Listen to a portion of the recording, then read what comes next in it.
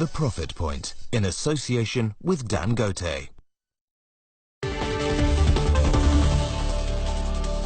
All right, welcome back, everybody. The Dow Group is one of Sudan's largest private companies, and it's active in 9 separate industries, including healthcare, energy, and mining. But it actually started as an agriculture company, and then it took off when the business was passed off from father to son. I want you to listen to the story.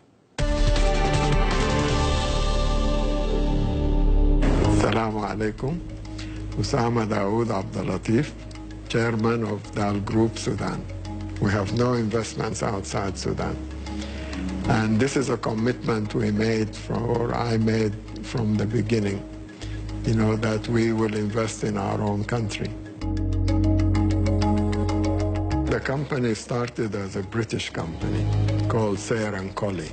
The only big business they had was the dealership for Caterpillar equipment.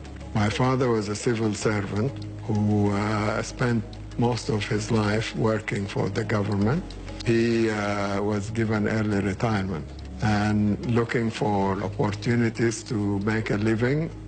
He approached the owners of Sayer & Colley, who initially refused, and then eventually, through a friend of his, he managed to convince Caterpillar, and they created a new company called Sudanese Tractor Company. They became the dealer for Caterpillar in Sudan. Sayer & Colley continued with the small engineering things.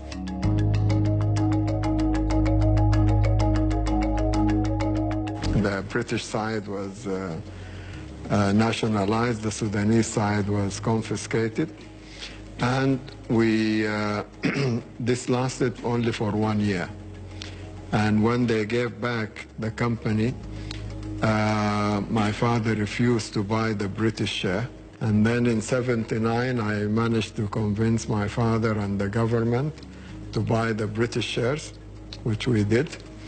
And I actually took full charge in 1980 because my father became sick. So I was, as they say, thrown in at the deep end and had to learn how to swim very quickly.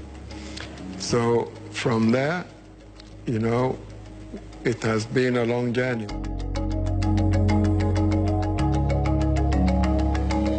We established Dow Agricultural Services, and the idea was that instead of them owning machines and so on, we provided the service they wanted, which was land preparation, canal clearing, and it became very successful. But we struggled with getting paid, so we adapted that to actually taking crop from the farmers directly. So we started importing flour, and that is what took us to industry and to milling. We decided instead of importing flour, we will import wheat and millet here. And that's when we started in food industry. We started the first mill with 300 tons per day. Then we added capacity very quickly. I mean, we reached a point where we were milling 1.5 million tons per year out of about 2 million at that time. Now it's about 3 million. I think 2006 was our most successful year. We exceeded $1 billion.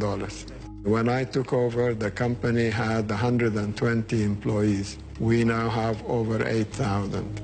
What we are doing is what is called an agro-industry model, where we integrate agriculture and industry, food industry. We actually export quite a bit. We supply our factories with some of the ingredients that we need. And we think that's the model. You know, pure agriculture, just exporting raw crops is okay, but it's not as good as, you know, an agro-industry model where you're actually adding a lot of value. And the chairman actually changed the name of the company to DAL in 1978. It's actually an abbreviation for his father's name, which is Daoud Abdelatif. All right, that does it for us here on Marketplace Africa. Remember, you can always see our past stories on our website. And of course, keep up with us on Facebook. Thank you so much for watching. I'm Zain Asher. I'll see you next time in the Marketplace.